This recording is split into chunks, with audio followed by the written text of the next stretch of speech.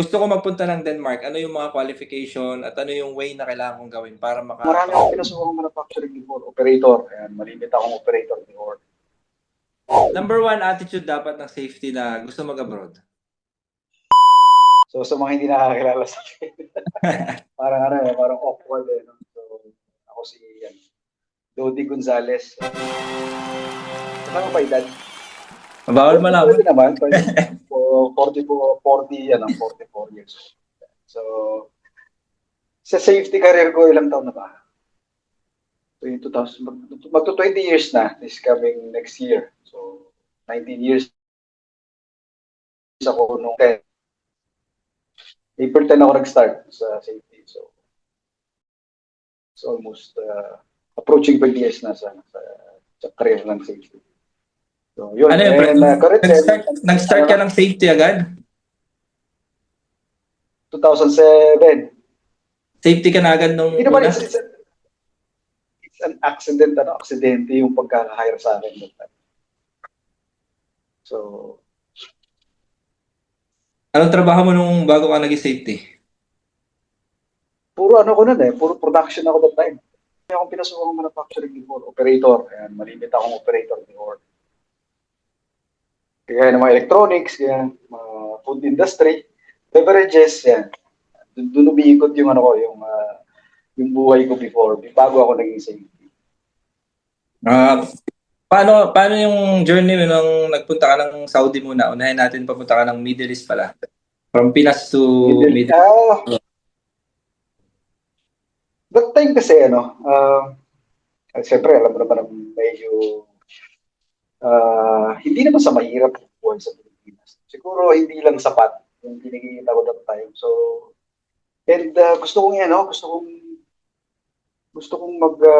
lumabas dun sa comfort zone. Sabi ko, try ako mag-apply abroad. Ang apply ko muna before is 3 years na ako ng safety. Tapos nag-apply ako. Ang apply ko is kung ano-ano. Anything. Kasi di pa naman uso before. I don't know na mayroong mga safety before. So, 2010, nag-adnock ako that time. Adnock. Pero yung adnock na yun is sa gasolinahan. So, sales attendant. Sa Pilipinas ba yung ADNOC? Hindi ba yun yung Dubai na company? Hindi. Sa Abu Dhabi yun. Abu Dhabi yung first time ko. Pero yung sa Pilipinas mo, ADNOC na din? Hindi. Sa Wyatt ako nito. Nag-Abu Dhabi ka pala bago ka lumipat ng Qatar. Paano ka nakapunta ng Abu Dhabi dito? So, ang trabaho ko doon time, sales attendant. Sa magandang salita, sales attendant. Pero, ang tunay na trabaho is gasoline boy. Pero that time kasi, kaya ako tinanggap yung trabaho kasi nagustuhan ako nung interviewer. Sabi niya, okay. Sabi niya, your background is safety, ganyan, blah, blah, blah. So, dahil nagustuhan niya yung CV ko, sabi niya sa akin, i-hire ka namin. And sooner or later, sabi niya, pag nagkaroon kami ng opening inside, ADNOC, sabi niya, pwede ka namin i-transfer, ganyan, blah, blah, blah. So, to cut the story short, hindi nag-materialize yung plano na malipat ako sa ibang department kasi that time, medyo mataas ang standard ng ADNOC kasi kailangan ng NIBOS time. So, 2011, bumalik ako. Nung nasa Pinas ka, safety ka na, tapos tumipat ka ng Dubai, hindi safety yung trabaho? Hindi. Pero, partly siya ginawa akong parang inspection, ganyan, pero hindi talaga yun yung trabaho ko. Sa gasolinahan yung trabaho ko. Pero nagpa-partly inspection ako ng mga gasoline station that time. Then, dahil nga walang NIBOS that time, wala pa naman akong NIBOS before. Anong alam ko sa NIBOS that time? So, nag-decide ako. Sabi ko, gusto kong ituloy yung pagiging safety ko.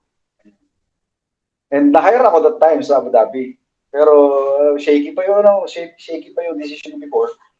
Then, na-hire ako as a consultant sa Abu Dhabi before. Pero hindi natuloy. Dahil shaky nga yung mga decision making before kasi medyo bata pa.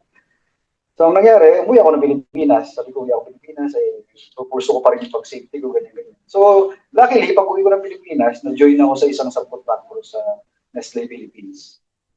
So, doon na nag-start. After 3 months ko sa Nestle Philippines, na-hire ako sa Qatar. Ng isang agency, tinawagan ako ng agency. But nung time na yun, hindi pa mahirap pag-apply before papuntang abroad kasi halos walang supply sa market.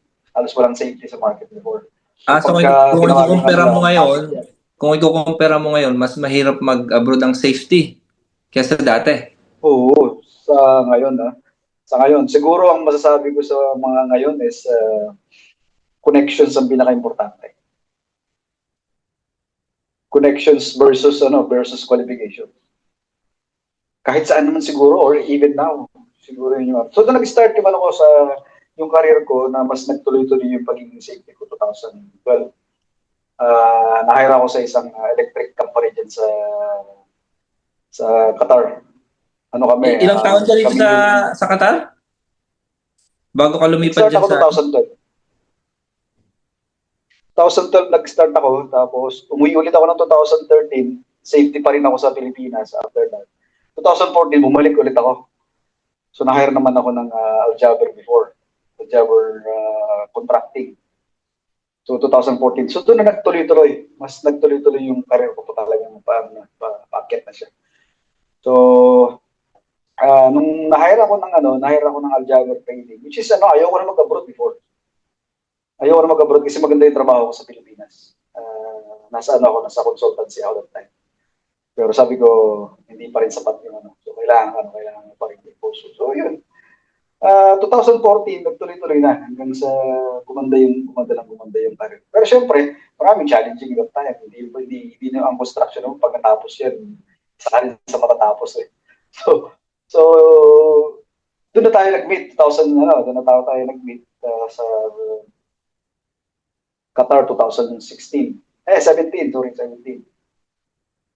Pero syempre, magkakakilala na tayo sa sa safety group. Hindi ko alam kung ano na yung group na natin before. So, yun, nag-join ako sa UCC. Sobrang challenging kasi ang hirap mag-apply that time. Sobrang hirap mag-apply kasi medyo pa ganun yung construction before. Pero nung nandito ka sa Qatar, ilang taon ka Aljaber, tapos nag-UCC ka? Aljaber, UCC, tapos nag-infraroad kasi sister company. Connections din ang nagpasok sa akin from UCC to infraroad. Connections kasi yung namin executive secretary ng safety department. Siya yung nag-post ng papers ko. Internal hiring. And luckily, na-hire ako sa infraroad. It was really a miracle din ang mga pasok ako sa infraroad kasi 2 beses na-reject yung papel ko that time. Nire-reject ng mga consultant. Ano talaga yung networking networking? Sobrang napaka-importante. Siguro madi-discuss natin yung along the kwentuhan yung tungkol diyan sa connections kung paano mo siya bibigyan ng importansya. Pero in a very right way on how to build connections, on how to build the network. So, sino ba yung paano ka ba mag-build ng network? Yan, napaka-importante yan. So, yun, tutuloy ko yung sa akin. Tuloy mo na hanggang sa Denmark. 2017, sige, tutuloy ko. Medyo mapapa-ikli-ikli. So, nasa infraroad ako that time. Ang kagandahan sa infraroad, mas na-improve ako both sides sa documentation kasi site inspection ako ng 2017 to 2018 tapos nilagay ako ng boss, nagpalit ng mga management, nilagay ako sa coordination, nilagay ako sa administration, ganyan. So hanggang sa pinagpasapasahan ako ng mga managers before. Nakakatuwa lang kasi sa infraroad talagang pinag-aagawan ako ng mga managers. Ewan ko lang bakit ganoon. So parang 3 managers yung lagi naghihilahan. Hinihila ako kasi kailangan ko to. So ayaw bitawan nung isa. So yung isa nag-resign, napunta sa ibang kumpanya, gusto pa rin niya akong ubutin. Sabi niya, ilipat ka dito. So, gusto pa rin i-hire sa so siguro isa yun sa mga nag-boost ng ng career ko sa Infraroad. Doon ako natuto sa kung paano mai-align yung sarili ko sa kung paano paano mas maging keen sa regulations. Napaka-importante no sa regulations, dapat keen ka sa regulations, hindi pwedeng hindi kasi laging yun ang basehan ng mga consultant clients. Then after Ano yung tingin mo ano yung tingin mo na dahilan kung bakit yung mga managers gusto ko pa rin hugutin sa iba't ibang project? Ano yung quality tingin mo na meron ka ng time na yun? Ang isa sa mga quality ko siguro, ako yung tao na direct to the point ako sa boss ko. Tsaka gusto ko laging pagkakausap ko kasi ang boss ko, nagbibigay ako ng confidence. Ibig sabihin, pag nagsabi ako sa kanya, gagawin ko to, ako yung may pagka-attitude din ako sa trabaho. Ayoko nang pinakikialaman ako. Ganyan. Sabihin ko yung boss ko, give me this job, I will do this job. Pagka hiningi mo sa akin, if you need the results, I will give you immediately. Ako sa kanya. Or else, hindi mo pa hiningi, it will come to your table. Ganun ako ganun ako. Isa sa mga attitude na nakita nila sa akin, organize. Dapat ma-organize ka sa safety. Ako yung siguro taga-ayos ng gusot ng mga kumpanya ng UCC. Yung mga gusot na tinatnan ko, ako yung nag-ayos. Hindi, recorded yun. Mayroong gumagawa kasi ako ako ng mga compilations kung paano ko inayos yung pagulong sistema papunta din sa maayos na sistema. Kasi na sila established yung mga kumpanya. Ang problema, yung mga personnel lang hindi established. Kasi hindi lang basta naging safety ka dapat ikaw mismo yung organized. Kasi kapag ang safety organized, it's very easy. It's very easy to implement. Kung ang safety mismo ay hindi parang talaga resourcefulness at saka initiative yung nag-execution mo ng time na yan. Totoo yun, dapat mabilis. Dapat yung isa sa mga nagustuhan sa akin ng boss ko kasi British yung boss ko that time, 2018. Ito na yung yung dyan mo o iba pa yan? Ay, hindi pa. So 2018, nagbakasyon yung coordinator namin that time. Sabi nila, kung sino ipapalit natin sa coordinator ganyan. So sabi ng deputy na Pilipino, I think Dodi is good in that position. So doon na nagkaroon ng question kasi bakit na-zero ko lahat ng NCRs, lahat ng consultants inspections in 2 weeks? Siguro, isa sa mga importante kasi, bago ako naging coordinator, kabisado ko na yung site. Ibig sabihin, mas mabilis ko siyang makukuhanan ng sagot. Kunwari, nag-submit si consultant ng ganito. Kahit napakadaming report yan, mabilis mo lang siyang mahahanapan ng solusyon. So, yung mga ganun, kung paano mo siya dapat. Tapos mabilis akong mag-coordinate. Kunwari, sinabi ko na, I need you to close this report in 3 hours. Yan. So, lagi akong ganun sa mga safety officers sa site dati. Submit this report. I need this report in 3 hours. Kahit kailangan mo siya within 1 day. Pero bibigyan mo ng mahigpit na time frame yung mga safety. So, yung isa sa mga nagustuhan na parang kumbaga advanced target para meron kang kasi makikita mo naman kung immediate ba yung corrective actions or long term ganyan. So depends on how you analyze it saka yung assessment mo sa issue. So doon na nag-start tapos to cut the story short sa punta tayo sa exciting part kasi alam ko may limited time ka din. Doon tayo sa paano ka nakalipat from Qatar to Denmark? Especially Filipino, di ba? Iigsihan mo muna yun, iigsihan ko para hindi siya maputol. From Infraroad, nawalan na kami ng sahod that time. So that time, gusto ko na umuwi ng Pilipinas. I want to go back to the Philippines, ganyan kasi shaky lahat. Sabi nung kaibigan ko, bigyan yung papel ko, ipasa ko sa company namin. Sa Daluk, if you know Daluk, that time I was in Daluk in 2022 to 2023. Yun yung nagtrabaho ako under FIFA. So, isa yun sa preparation ko sa pagpunta ko dito. Kasi nung nasa FIFA ako that time, lahat ng kasama ko, lahat ng mga ka-level ko puti. So, boss ko puti, Canadian yung mga boss ko. So, sabi ko, yun yung preparation siguro. Kaya that time, tapos, nag-aaral ako ng time ng industrial engineering. Then, nakita ko ng boss ko, sobrang ironic nung nangyari. Ang tagal namin din nag-uusap ng boss ko. Boss ko ito, yung kumuha sa akin, sa infrared din. Parang 2 months lang kami nagkaroon ng 2 months lang kami isisingit ko isisingit ko yung paano ako nag-build ng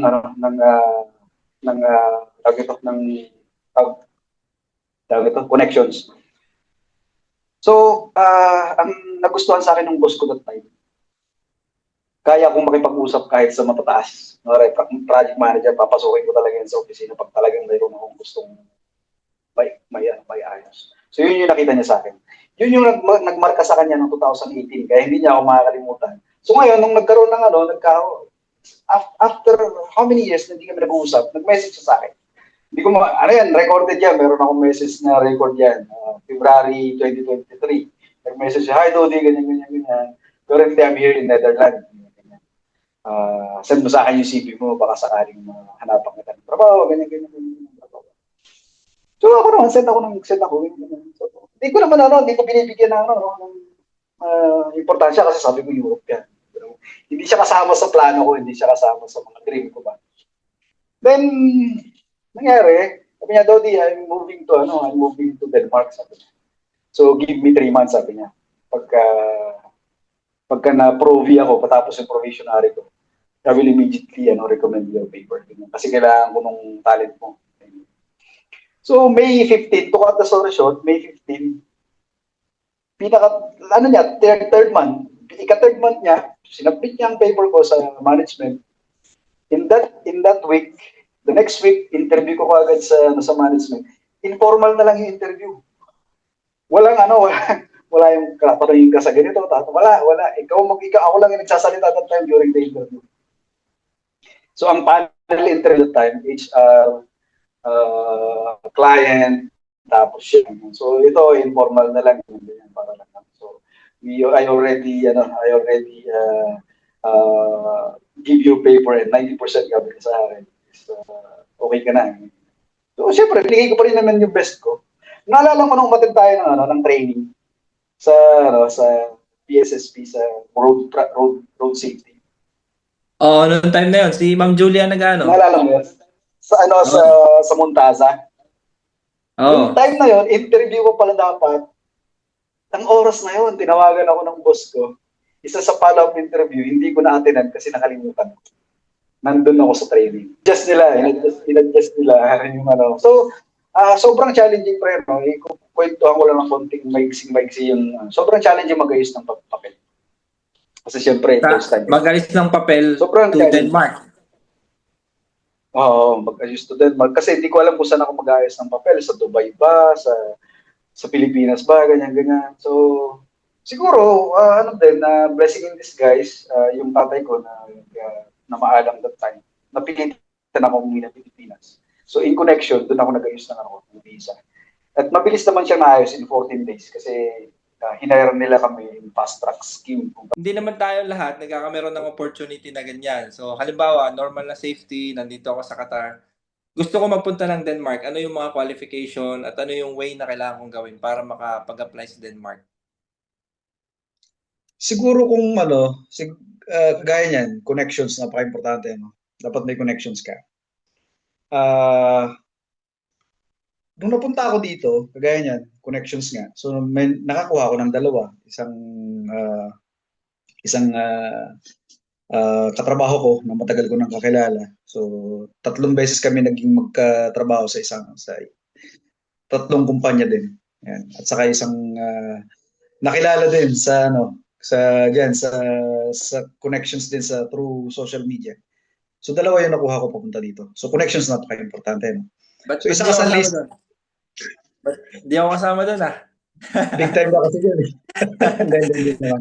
Kagaya nung pre, halimbawa, wala naman tayong ka-connection dyan na gusto ko talaga magpunta ng Denmark kasi may mga ibang way. Yung iba, nag-i-student, may lang direct. Ano yung tingin mo na way, qualification na kailangan ko? Hindi lang naman direct, hindi lang naman Denmark. Maraming bansa din ang pwede. Siguro unang mong, kung mayroon kang ibang skills na pwede kang pumasok ng Europe, do it. then tsaka mo ngayon ipurso yung career mo ng safety pag nandito ka na. Kasi mas madali mag-shift from other profession to safety profession. For example, nakahanap ka ng career in terms of farming, in terms of tawag ito, mga basta anything na pwede mong pasukin dito. Then after that, at andito ka na, then try to shift papunta dun sa profession na gusto mo. Maraming ganyan So ano. hindi pala hindi walang kagaya ng sa Qatar ni Bosch IGC, yun ang qualification Hindi, mo, pwede. importante yun. I mean, kung direct, kunwari, yun yung una kong sinabi. Pangalawang option dyan, yun nga, kung mayroong mag-hire sa'yo na from here directly, out of no time, napaka-importante niyan. Siguro, pag may nipush ka, that's more than enough. That's Talaga. more than enough. Uh, Na ina-advise pero kaya syempre, ina-advise mo ba na kagaya ko halimbawa mag-student ako diyan para mag-safety, mag-aaral. May mga option ba na gano'n diyan? Na maglo-loan, student loan, yung kagaya ng ginagawa sa Amerika o kaya sa UK. meron naman, halos lahat naman ng Europe meron ganong options. Nga lang, medyo magastos yun. Sobrang dadaan ka talaga sa matinding financial crisis pagka ganun yung path na pinili mo. Pero kung hindi mo naman siya masyadong i-consider yung financial issue, pwedeng pwede. Pwedeng pwede. Kasi wala akong nakikita sa kanina nag-search ako sa work abroad, papunta ng ibang bansa. Wala akong nakikitang hiring papunta ng Denmark. Napakadalang siguro.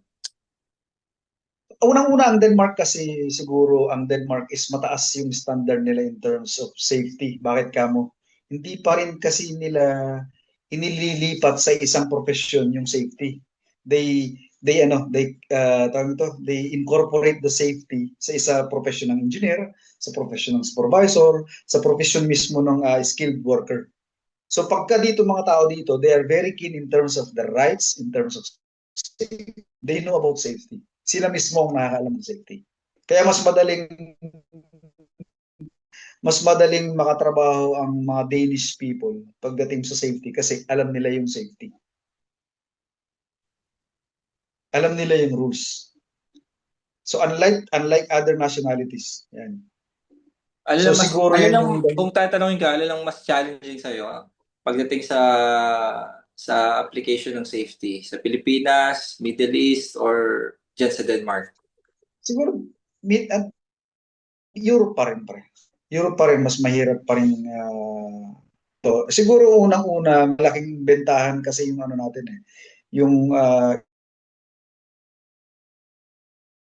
education qualification. Unless, sabi ko nga sa'yo, i-hire ka by fast track scheme. Meaning to say, yung threshold ng sahod, kunwari, hinire ka sa ganitong sahod na meaning to say, kasi meron silang tinatawag dito na when you apply visa, for example, meron siyang tinatawag na nag bago ka nag-hire ng empleyado outside Europe, na i-post ba yan? Nag-try ba kayong maghanap sa Europe? Kasi priority nila ang mga European nationals to hire. So kapag wala silang makita dito, kunwari, nag-post ako sa LinkedIn, nag-post ako somewhere else, 2 months na wala pa rin ako makita. So pwede mong maging dahilan yun to hire outside European. Pero medyo challenging yun sa employer ang pagkuha nun. Oh. Last na pre, kung hingin ka ng advice, kung ano yung mga advice mo sa mga bagong safety na halimbawa gusto mag-abroad, Middle East, sa Europe or sa UK, sa ano yung advice mo na may bibigay sa mga makikinig sa atin? Pinaka-advice ko siguro is yung sabayan mo yung trend ngayon. Kasi medyo iba na yung trend ngayon. Alam mo naman marami ng safety, sobrang daming safety sa buong mundo ngayon, lalo sa Middle East, sobrang dami. The market is full of applicants. So matinding labanan yan sa market. Kung paano mo ilalaban yung sarili mo kahit sabihin mo na ang taas ng qualification mo, kapag hindi ka nabigyan ng opportunity for interview, napakahirap nun. So sobrang maliit yung butas ng career path ng mga safety. Pero kung talagang desidido ka na mapuntahan mo tong ganitong klase ng profesyon, lalo na sa mga bago, no? So siguro sa masasabi ko sa mga bago, aralin yung basic ng safety. Normally, andyan na lahat ng tools eh. Sobrang blessed kasi natin in this generation kasi we already experience safety na walang tools. Nag-start kasi ako ng ball pen and paper. So Mata manual papel. lang talaga. Oo. Magsusulat ka talaga. Unlike now, pagpunta mo, mayroon ng AI.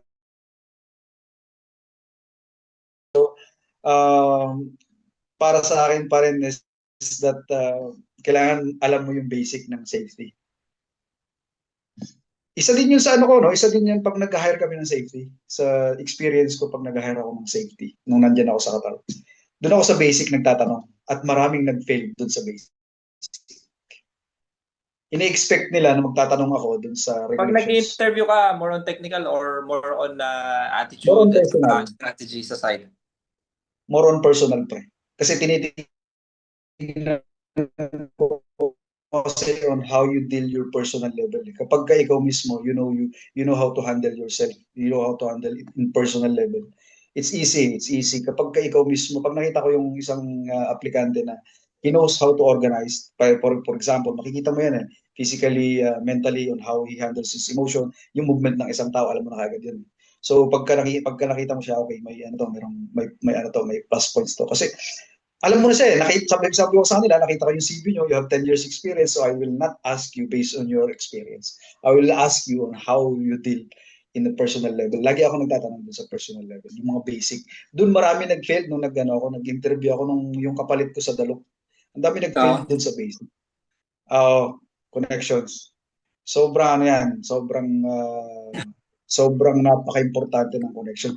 Connections in a sense, no? Kaya ang sabi ko sa iyo kanina, dapat ma-emphasize natin yung connections na yan. Dapat ikaw, pag may connections ka, dapat may yung mag-a-add ka ng value.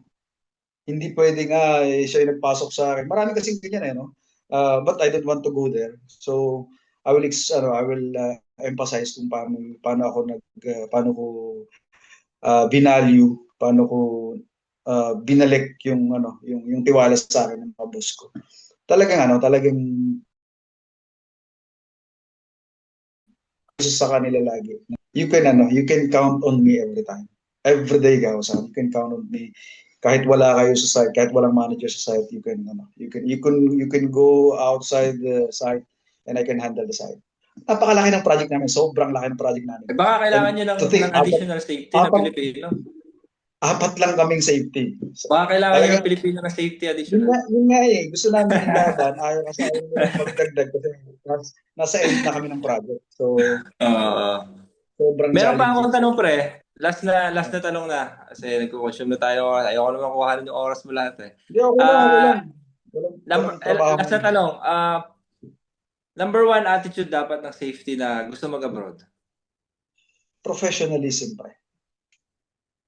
Napaka-importante sa akin yun. Professional ka kahit anong klase ng environment dapat meron ka. Lalong-lalo na kapag chaos yung environment. Like for example, may aksidente, merong hindi magandang nangyayari sa meeting, merong mga NCRs, magaganyan-ganyan. Laging andun ka sa level of professionalism. Kasi kapag ka-professional ka makiharap or whatsoever, nadadala mo yung sitwasyon, nakakalm down mo yung situations. Like for example, pag nasa meeting, pagka medyo mainitan na yung nasa meeting, dapat andun yung professionalism, hindi pwedeng mawala sa iyo.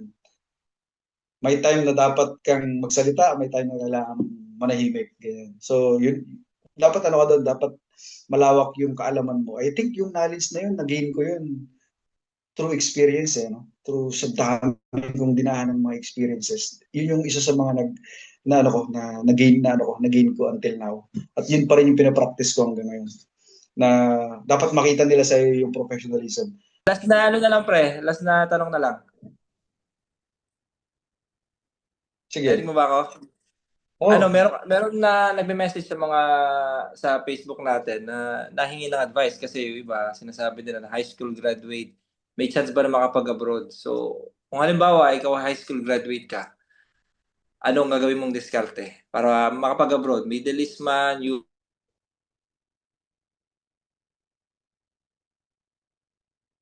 nawala ka pre.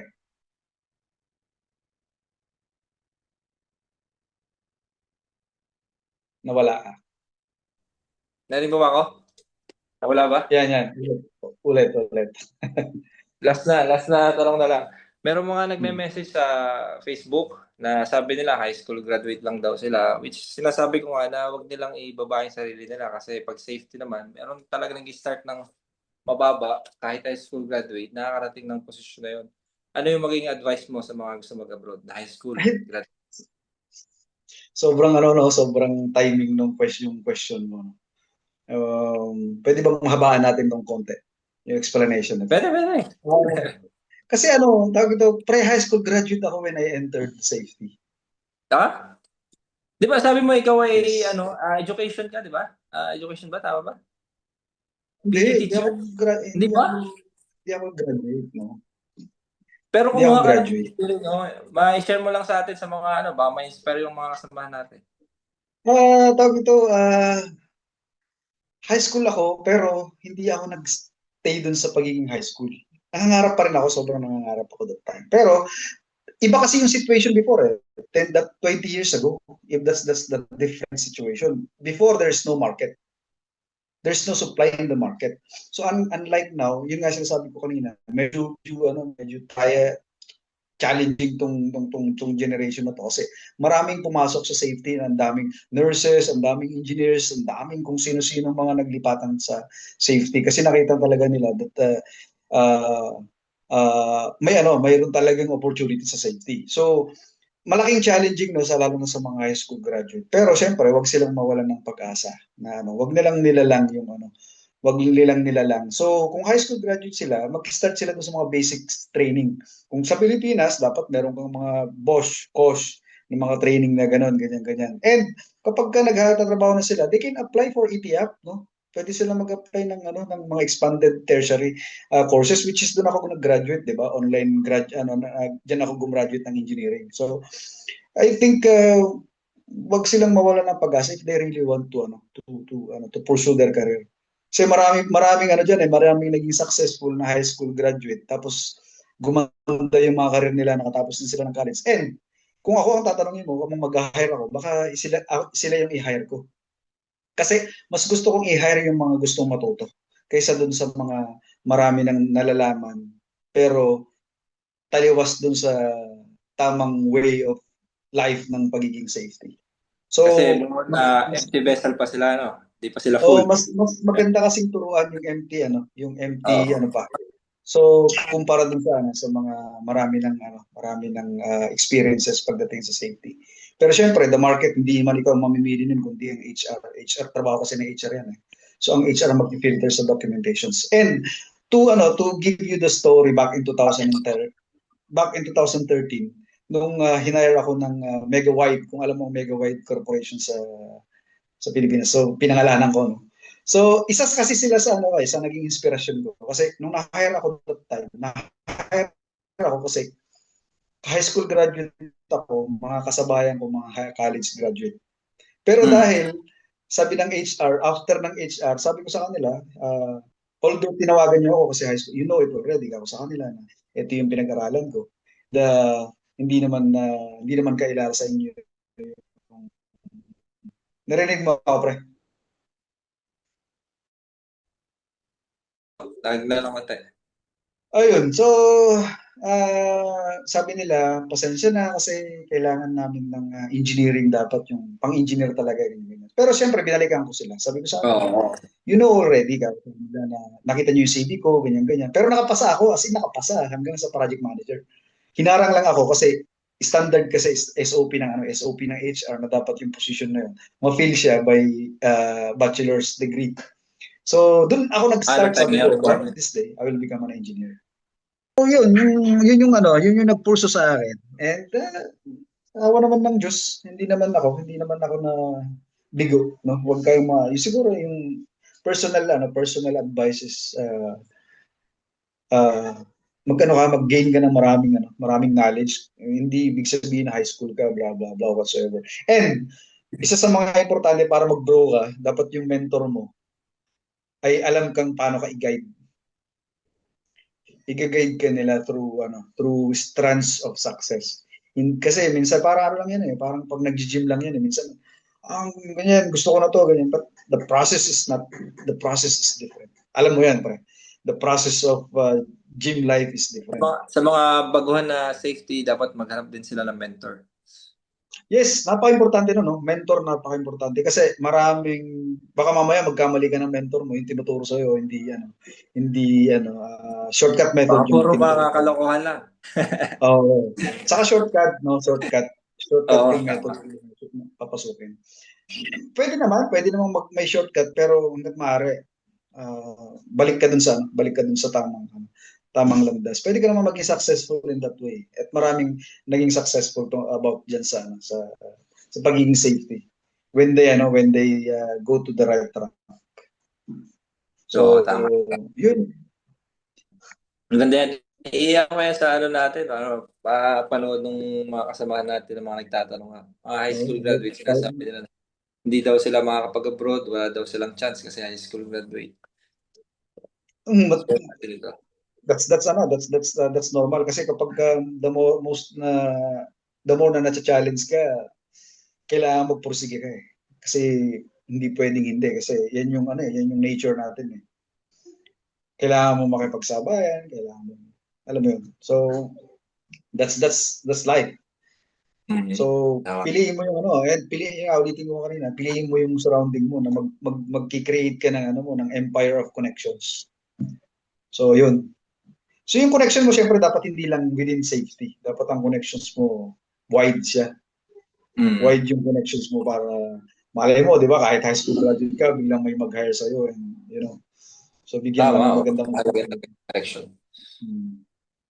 So yun. Lang pa. Thank you sa oras mo, ah. Oo, Sa sige. oras. Nagustuhan ko nga medyo Baka maiksi mamaya nga. maulit pa to. Pag nandito ka, baka magpakape ka pa.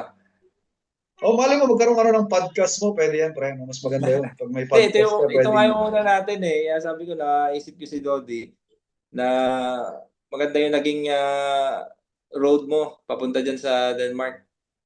Kaya sabi ko, ikaw na lang ang kausapin ko muna. Ito, Sige, siguro mas maganda, sabi ko nga, baka magkaroon ka ng podcast mo, mas maganda pag-usapan yan. kaya nga eh. Baka naman mamaya, nandyan na din ako. Next year. Oo nga, syempre. Thank you, pre, No ah. problem. Thank you naman. Lang ah. Okay. Salamat. Okay, no Thank you. problem. Thank you.